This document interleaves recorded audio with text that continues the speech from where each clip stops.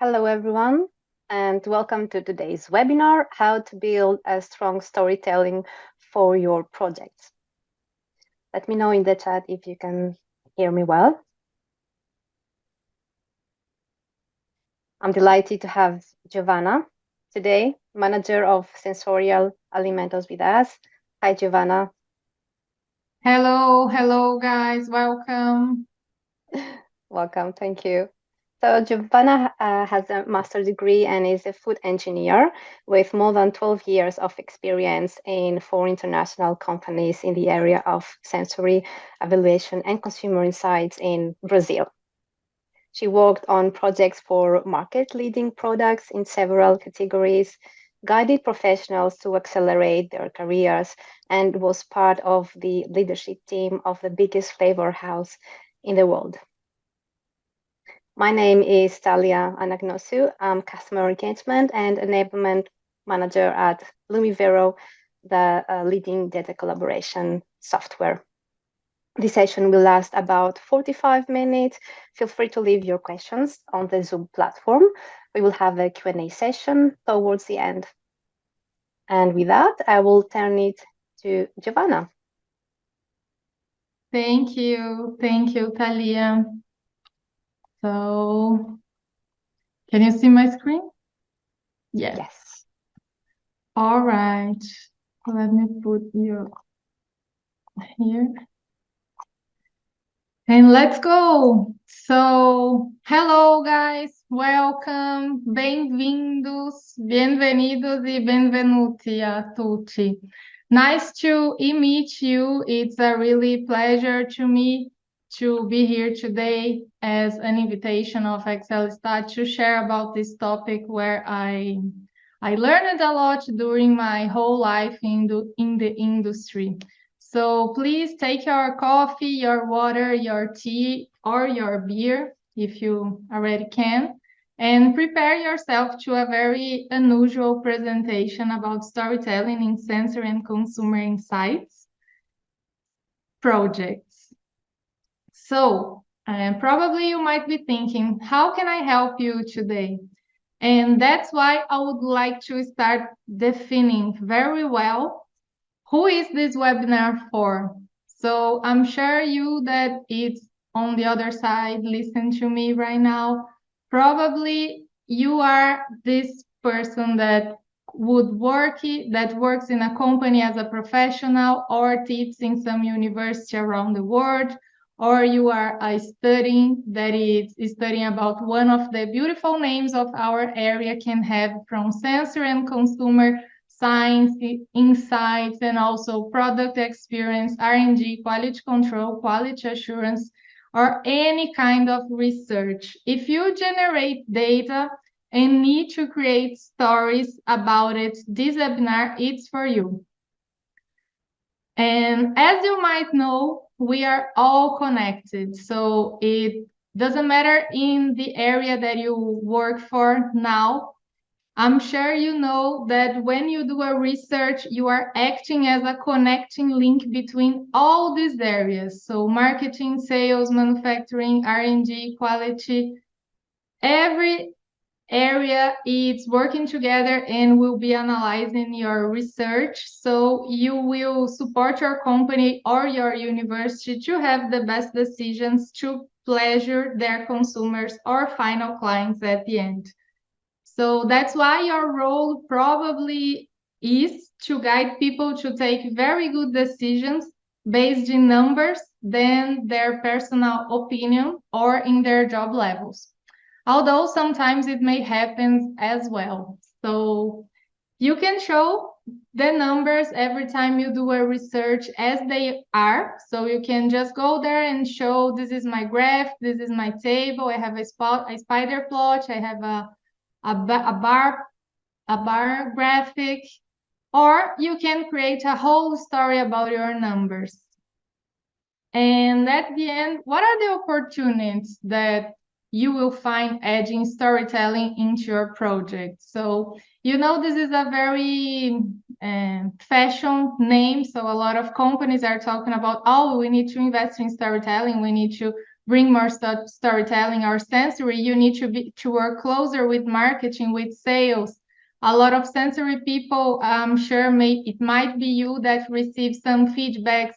You need to be more commercial. You need to be more in touch with the clients. You need to be more aware about the strategy. So storytelling will help you to transform your data in a very nice story, and it will give you a lot of opportunities.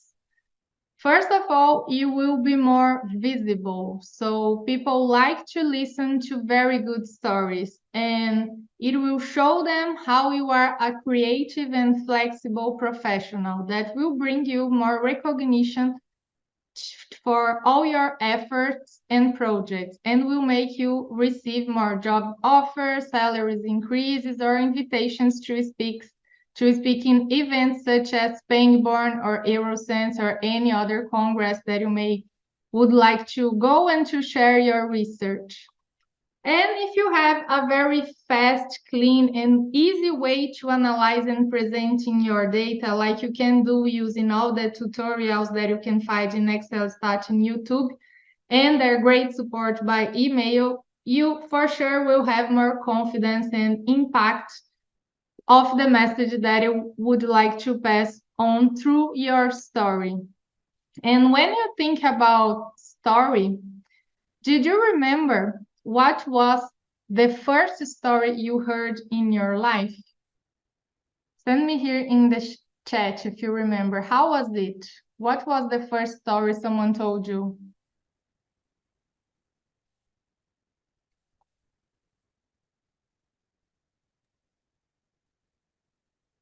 I may step in, Giovanna. Personally, the first story was, like storytelling for kids back when I was a toddler from my parents. Yes, this is, I think for most of us would be the same. So when we were a kid or a child, our parents or our grandparents, someone will sit with us, will read a book, will tell us something, and we will start to understanding, oh, this is the bad guy, this is the good girl, this is the superhero, this is the princess. So we have some comments here, traditional stories, folklore, newspaper. Mhm. Nursery rhythms. That's right. Mhm. Branca de Neve. Very nice, from Brazil in Portuguese. So probably one of oops, one of the probably it was a superhero story like Spider-Man or any princess story from Disney like Cinderella, Branca de Neve, or maybe some religious story you should have heard as well. And I'm sure all of them had something in common. The first stories we used to listen, all of them, they had a happily ever after, right? So the good news is that in your research, you can have the same happy endings. When you approve in a triangle test a product, for example, with a cost reductions of 30% that will make your company beats the goal for 2023 without any sales issues with consumers, or when your product win a 70-30 preference test against the competition for the first time in 10 years. It's nice to tell when we have a good result to our audience, right? However, being very honest, I'm sure you also need to face in most of your projects some endings a little bit different. So I'm sure you can have around some projects that does not have a happily ever after. So when it a good news won't arrive as soon as your clients would like to.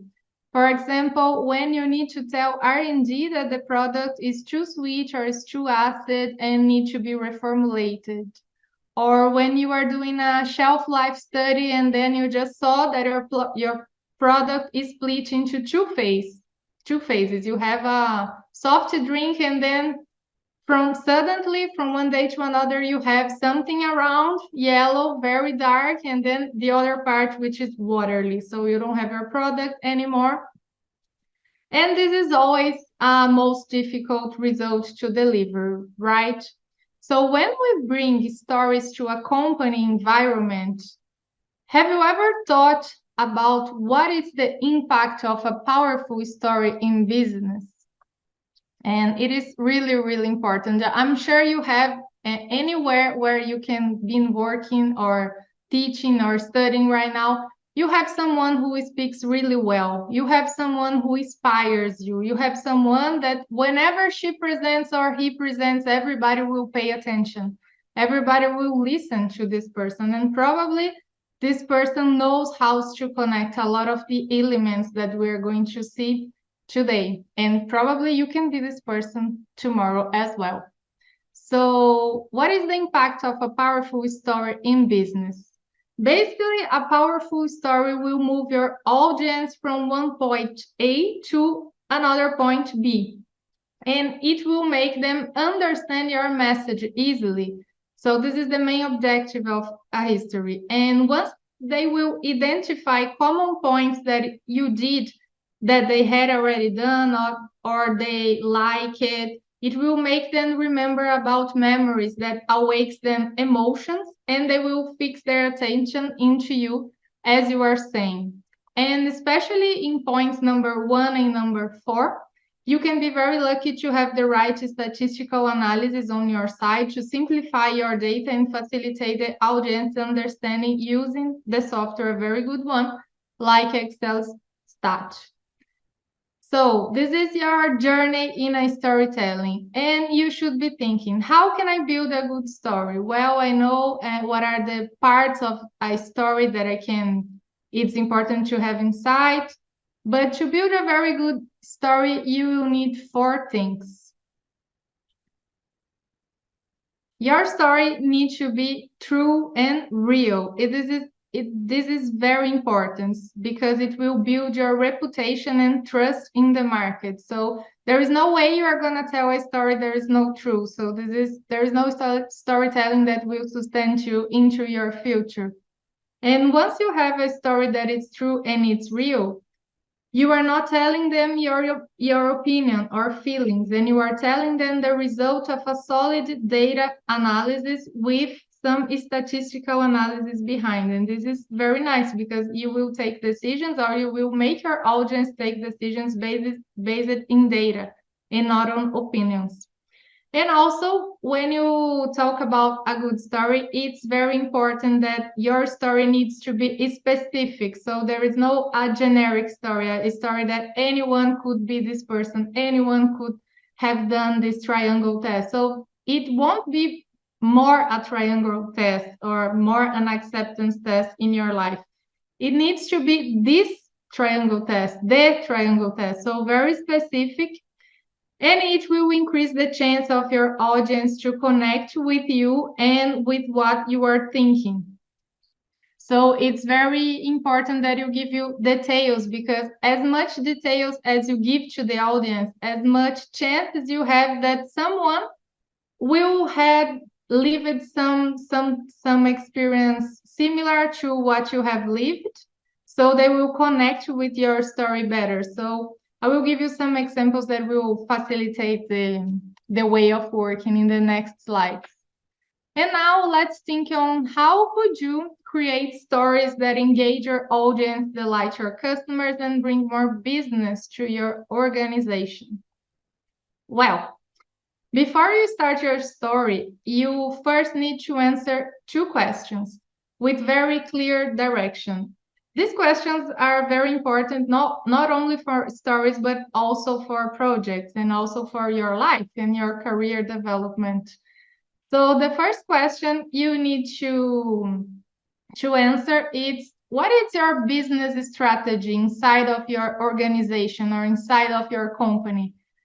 When we talk about strategy in private companies are the way that they will choose to sell more, directly or indirectly. And you are there, you are part of this company to helping them to sell more by the end of the day. It doesn't matter if you are in R&D, in sensor, in quality control, everybody's working to facilitate the growth of the company. And how you can know about it? So you can have a look into some annual reports from the CEO. So where do the biggest sales come from into your company? What are the most important clients? What are the most sold products inside? And also you can have a look into LinkedIn publications. So who is the board?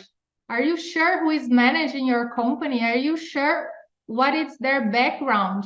Are they all Italian, all Brazilians, all Americans, or all French, or they have people from all over the world? What are their nationalities? What are they worried about? What is their culture? Do they come from ingredients house, or do they come from a startup company which has like a more fast environments? They would like to have something fast and happening, or no, they came from a very traditional company of food that has 150 years of history. So it's very important when you understand what is the objective of your company, where they are now, where they want to go, to define very well the story you are going to count, because you creating storytelling inside of a company, it needs to be very well connected with the business strategy. Otherwise it will be like a chat during a lunch time, but it's not what you want with your data. So you need to go and to understand very well what is the business strategy. You can also watch some videos on YouTube. And if you are at a university, you are not on a private company, you can also watch some videos of the director of the board level of the university and see what is the mission, what is the value, where do they want to go, what kind of research are they investing, why, what kind of companies are they making partnership, why. So you need, once you understand the environment, it's easy to understand where your story is coming from and where it should go, because it should go where the company wants to go and that you are part of. So this is the first question you need to answer.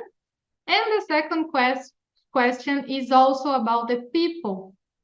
People will make always deals and negotiations with people. So who are your clients? What questions is your data going to answer inside of your company? Is your data going to answer a question about, can I reduce the cost of this product, or yes or no? Or what are the sample that I should launch? What is the best formulation? So what is the question you're trying to answer, and for whom you're going to answer it? What are the action standards of the project? So are these people from R&D, from quality, from sales, from marketing? What are the drivers of personality? I'm sure you know someone which loves numbers. Every time you are talking with someone, probably when you need to get budget, you know, you want to go to a congress, or you want to travel, or you want to do some very beautiful and enormous consumer test, 1,000 consumers, and you need to ask it budget. Every time someone is going to approve for a budget, probably it will need from you some rational justification, some numbers. So there are a lot of people who would like to see numbers. I'm gonna put $1,000 in this project that has the value of $1 million to the company. So you need to understand how you will convince them and how you can add these topics into your story. There are other people that would prefer to lead changes inside of a company. So these people who will rise the bar and who will create something new, who will create a revolution, who will build a new company. For this kind of people, you will need to show them that your project is going to help them to create a revolution inside. There are other people who would like to have more power inside of companies. Power is something that is really important for some level. So how can you give her or his or him power with your results? How does it can be used in a very way for him? And there are other people who would like to make friendships. They love to be around people. They love to be cared, to be loved, and to be part of an environment. So depends on the people who are your clients. You will need to add some details into your story who will connect it more with one of them. And probably you will have a better story. So now that you know the two questions that you have to answer, I will bring to you 7 practical actions and rules that will guide you to create your storytelling in sensory and consumer projects. And the last one is the most important, especially if you want to have a leadership position in sensory. So I will talk about all of them, and then you can send the questions in the chat and we will answer by the end. So the first one, first rule of a good storytelling. Every good story always has a clear problem or desire that needs to be reached. So even when we talk about princes or superheroes, every story needs to have a problem or desire. And basically in private companies, they have the desire to increase sales and profits, all of the companies. You won't find one company that say, oh no, I'm not interested on that. Maybe you will, but this is an NGO, non-governmental organization. All the private companies, they are very interested in increasing sales and increase profits. And how they will do that? They can do it selling more and reducing the cost of the existing items that they have, products, SKUs, whatever they have, or they can add new items in line with higher profits. So both ways, they will increase their sales. And how you can help with that? So you can work with R&D, creating new products, developing new products, concepts with marketing. You can innovate to improve process or give trainings in quality control. And they also have problems. So every company, sometimes they don't want to, but they have, it happens, it's normal. They have problems in keeping sales. Some clients would need to complain, I'm not so happy with the account manager, I want a new one, or I'm not so happy about the product. There is an off note, there is a problem, I'm going to give you back, I don't want it anymore. So there is a lot of clients problems working every day, and all of the companies are trying to solve them or to avoid them at the end of the day. So you can support it delivering high standard quality products to the clients every day. You can do some training in quality control, and you need to have it very clear. So every time you are working in a project, do you have it clear how is this project going to work the company? I'm sure it's one of these 3 options. So if you are not sure, you can talk to your manager, talk to some leadership. And if it's not related to any of these problems or desires, which are the objectives of a company by the end, you probably should talk, is it necessary? Because why are you doing the project if it's not related to some desire or a real problem? So this is the first thing you need to know before build your storytelling. And the second thing, the second rule is that every story always starts from macro to micro. So let's imagine a story like this. Once upon a time, there was a king in a castle who needs to decide if the wall of the dining room would be yellow or blue. And the yellow chosen, and he lived happily ever after. This is a story, right? We have a king, he had this issue, yellow or blue, the yellow was chosen, and he was very fine. Probably this is not interesting, right? If you tell this story to someone, everybody will look and say, what? What are you talking about? Who is this king? What do they want? Why yellow? Why blue? Why a castle? Why not a house? So you can talk the same history going from a macro situation to a micro, and it will become your project a lot more interesting. What about this? if we say the same history. So once upon a time, there was a castle in south of Germany, this castle, where the king would like to be the most beautiful castle in the world. So the king hired Paul. Paul was the architect, and Paul needed to decide what would be the best color for the walls, blue or yellow. So Paul asked his team to paint a part of the wall in each color and evaluated which one looked better to some people of the aristocracy.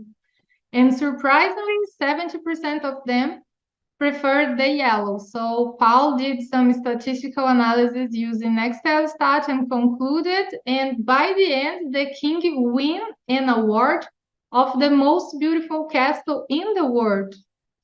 So basically, it's the same story, it's the same situation, it's the same result. However, I gave you a lot of context. I told you where is the castle, why do they need to choose the color, who chose the color, how it was done, and what it and how it was connected with the desires of the king or with the beginning of the stories. So basically, this is a very simple example to explain you like the guidelines or the baseline, and now we are going to translate it to the company word. If you are to create a good storytelling in your company, you would need to always comes from the macro to the micro. So you will start, this is your company market, this is why you exist, this is your company goal, this is your business or your problem or your opportunity, and this is your recommendation based in your data. For example, if you have a plant-based, you work in a plant-based company, so you are one of the producers of 30 producers. There is a lot of them all around the world, and your company goals is to have plus than 53% of the market share in UHT beverages, plant-based in the world.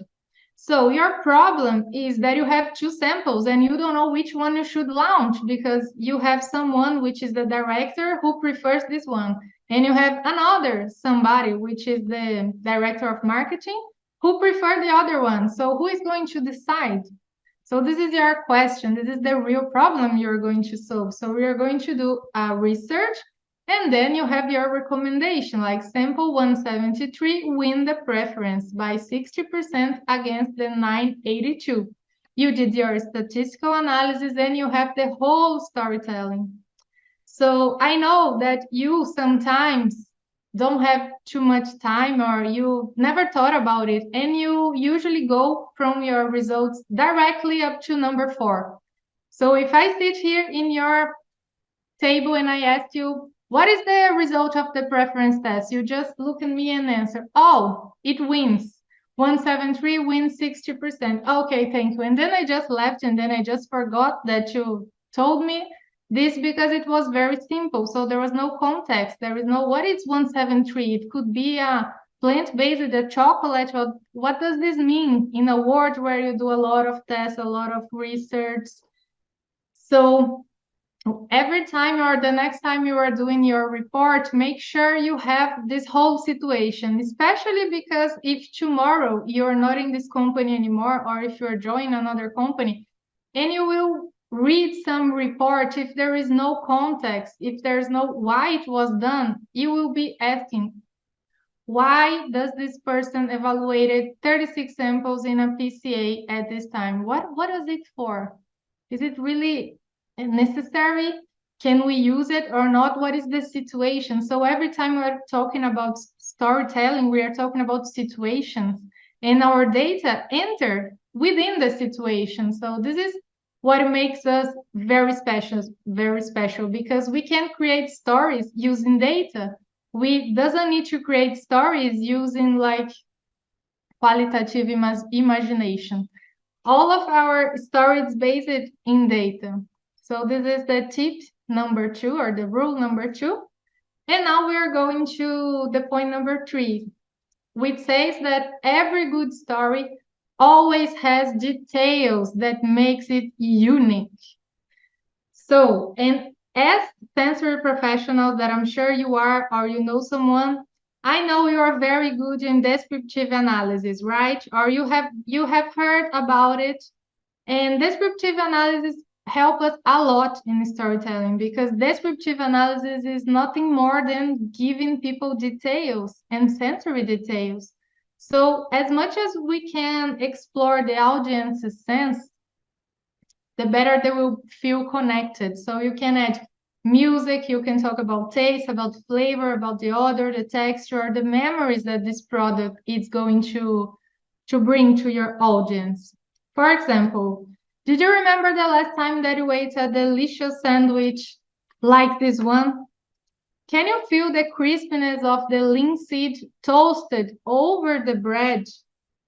Can you feel the softness of the bread here? How soft is it? How fresh is this bread? It was just baked.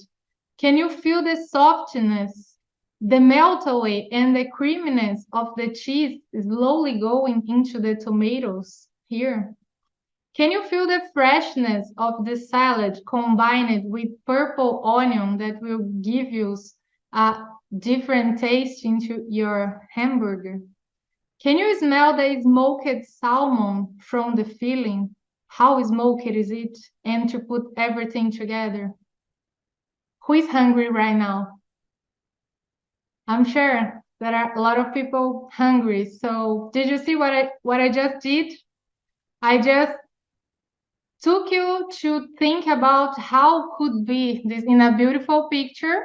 So in a lot of details, in a lot of different situations, I'm bringing you to me. We are not in the same place. I'm in Italy right now. I know you are from all over the world, but I'm sure you can felt exactly what I would like you to felt when I described the product. So we are from sensory, guys. Let's use it when we create storytelling. So this is really important to add details. And you see how you can do it. You will use the descriptive words into your presentation. And I will give you another example. So what if you have a PCA to show?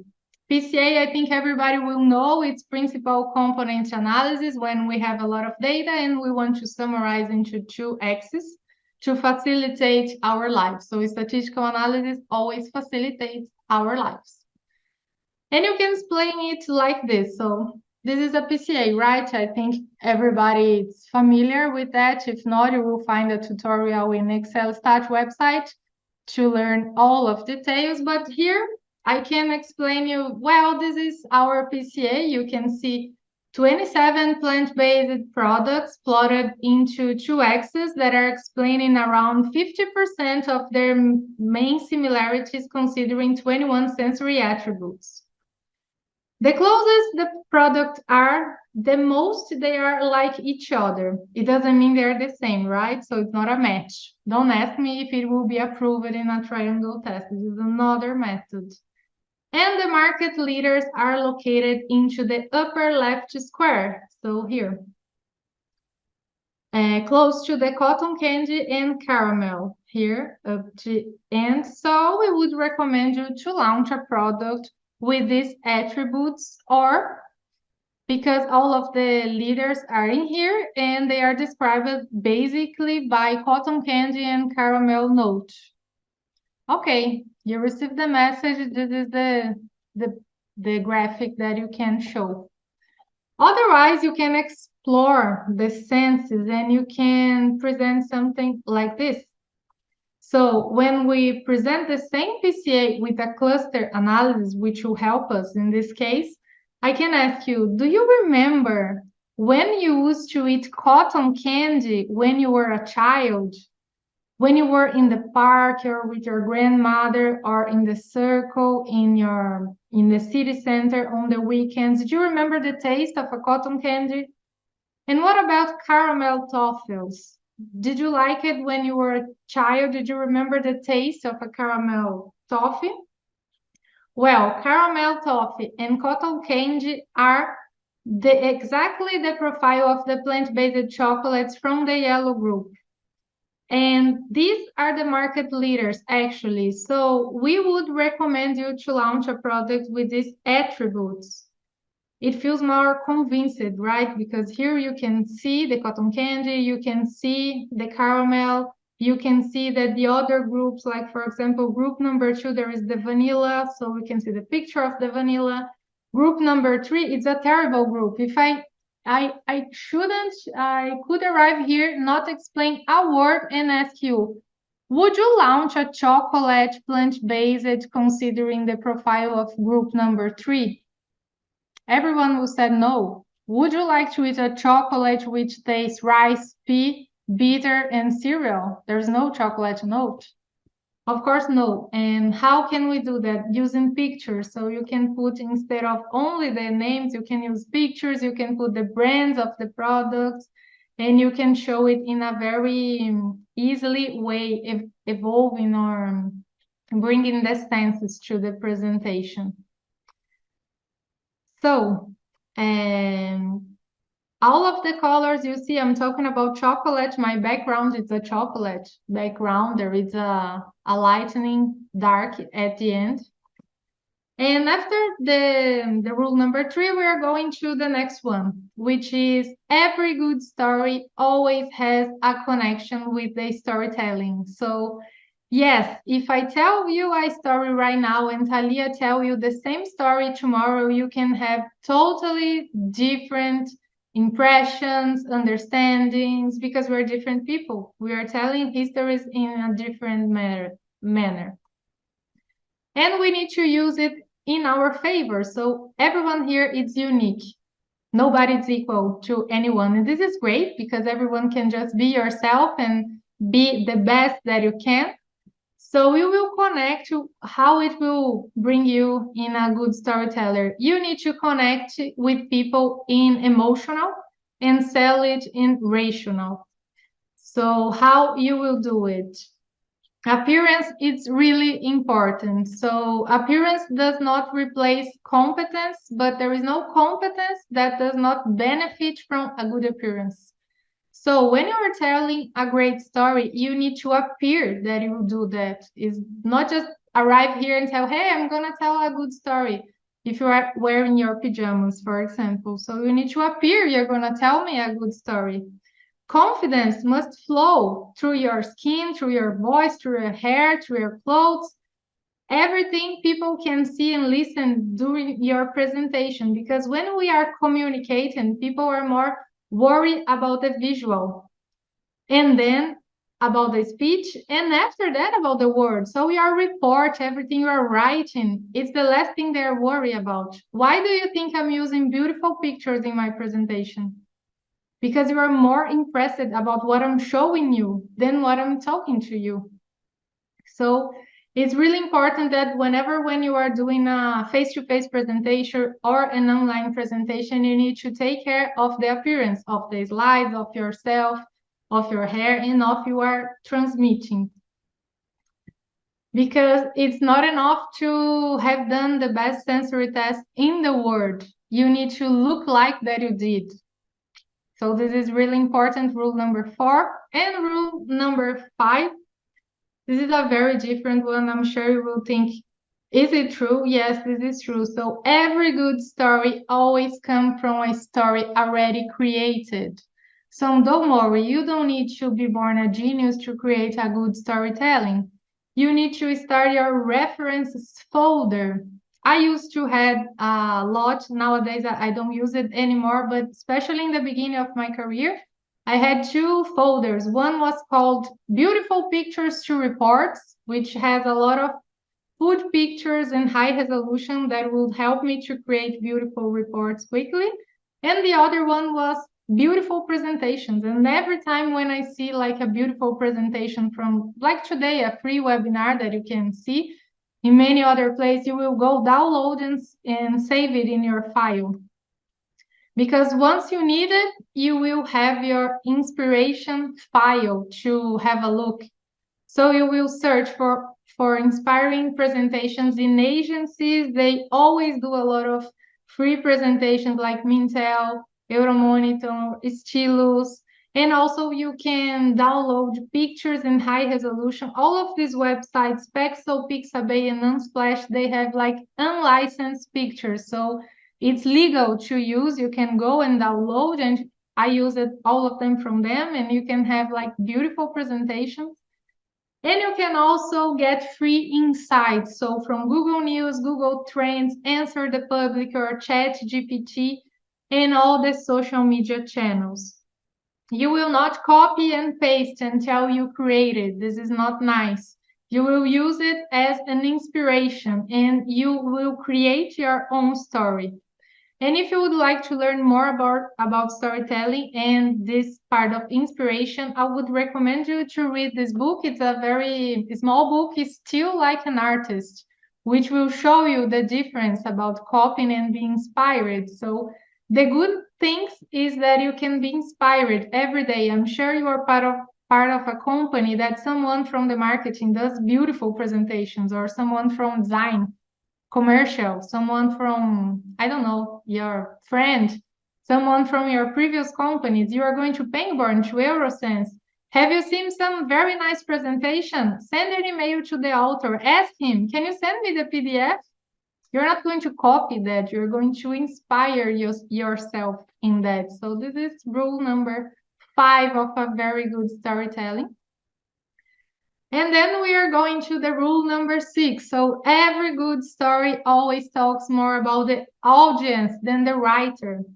So people are more interested to know about how you can change their lives than what you did in your life. So every time you are presenting, try to use more you and yours, or your project. This is your sample. Then I did this. This is my triangle test, my sample, my report, my area. Is not interesting. People just get bored. So try to talk more about them and less about you. It will help you a lot in your storytelling. And the last one, and more important for those who would like to have a leadership role in sensory consumer or any kind of area in a private company, it works in any area. Every good story to very busy people needs to start from the conclusion, and they need to be very clear and summarized. So if you have to solve a big problem, or if you're going to work in a leadership position, you have to solve a lot of big problems, issues with clients, and probably you will get involved with the CEO, with the directors, with boards, and people's attentions tend to be lower during a meeting. So I'm sure you are paying more you was paying more attention in me in the beginning than you are right now. So this is natural. People will see their cell phone, we want to go to the toilet, we'll need to have some water. And if you have some time with very busy and important people, you need to value their time. And how do you value their time? Using it the least you can. So you will start by the end. So people attentions will go up, and that's why your presentation will start from the grand finale. So I don't know if you already saw it, but sometimes when you have a report to present where the company will approve the sale of like 1,000 million and everyone is on you, like asking, is the report ready? Do you have the result? What can we do? So, and you are going to present it, you just need to know, and they just need to know if the product won the competitor, like if the product win a 60-40 preference test. Your first slide, when you enter to the presentation, we are not going to talk, today I'm here to talk about, they know what you are doing. Be sure, they already know. They are very, very anxious, and they would like to know if you have a good news or a bad news. So your presentation to this kind of people would like to be the first slide. We win or we lost the preference test. It works or it didn't work. So people will set their expectations. So, okay, it worked well. We will send 100 millions of dollars. We're happy, or no, it didn't work well. Okay. And even if you have a good or a bad result, people will pay attention in you because the message was already passed. So you already told them it passes or it fails. And now you explain, this is why, because the sample is this, and that. And this is the next step. So every time you are doing a presentation storytelling to very important people, you need to have 5 slides maximum. You need to summarize your ideas in very clear and directed rationale of storytelling. So this is the only exception where you should not go from the macro to the micro and use all of the details that I that I teach you before. Because in this case, we are dealing with very busy people that has very available time for us. So 5 slides maximum. And the technical, it's very important that when we are presenting to them, we're not presenting the technical report. You know, this is the triangle test. I have 60 people who got it right and 7 who did it wrong. So according to the table, no. We're going to talk this. It's a good result. It is approved or is not approved, and what is the consequence to the business. So sometimes for us, it's very obviously like, it passed in a triangle test. Of course, the sample will be launched, or of course, the business will be win. But people who are not from the technical area, they don't have this so clearly. So it's your role, it's your job to give them this good news. So, the product is approval and it means that we can start selling tomorrow. So congratulations. So you need to translate it into some business results and tell them the next step. Now someone will call somebody and we're going to do this, and that. And this is all you need when you are talking to very busy people that I hope that you will talk sooner in your life. And to finalize our presentation today, remember about the golden circle. If you don't know what is it, you can read this book. Start with The Why from Simon Sinek. He's a TED Talker presenter as well. And he talks about the golden circle, that basically people don't buy the result of your triangle test or your preference test. They buy why you did it and they buy how you did it. So showing your why. Why do you work in sensory? What are your beliefs? What are you doing in this company? Why did you do a triangle test? Couldn't it be a tetrad or do a trio or difference from control?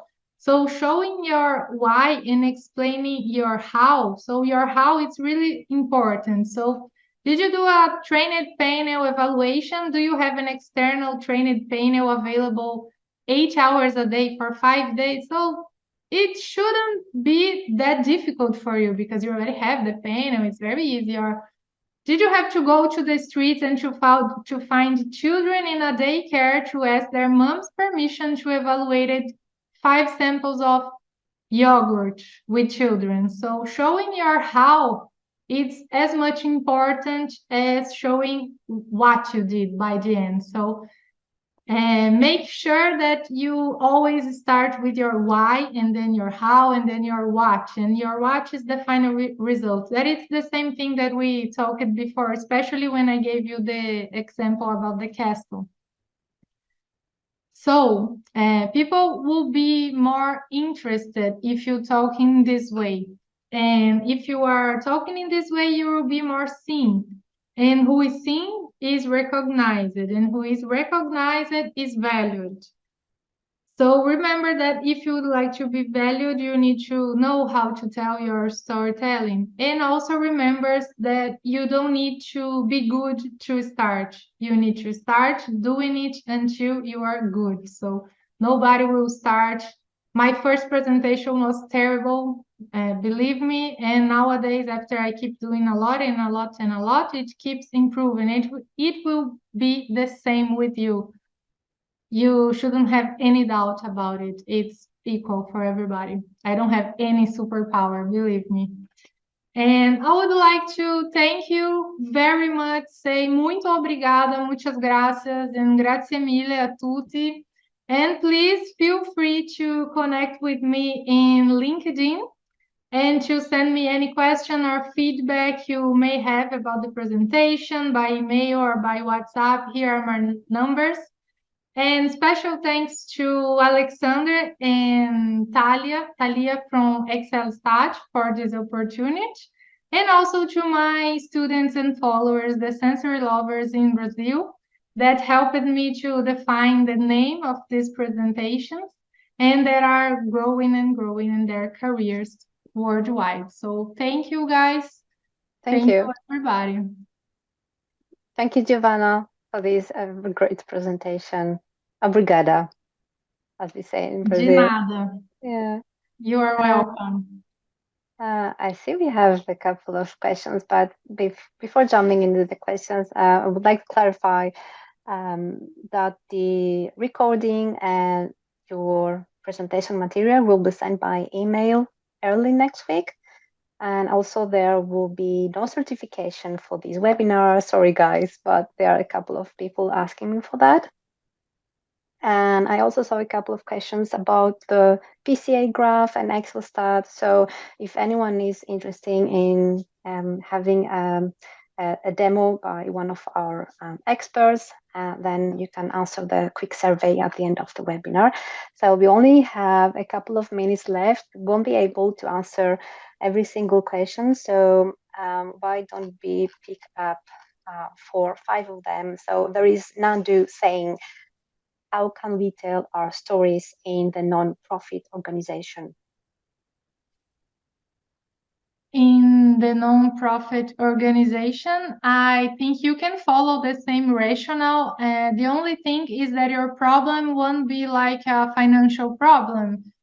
Usually your problem in an NGO would be like a social problem. So why does NGO exist? Is it to fight against the I forget against the poverty, against the Mhm. children, or to help women to have better jobs in the Mhm. society. So you need to always have in mind why does your organization exists? Why does this NGO exist? What is their mission, their goal in their lives? And then you can apply all the other rules here and you can create a storytelling. Thank you, Giovanna. And another one, do we have any specific recommendation storytelling model structure which we can follow?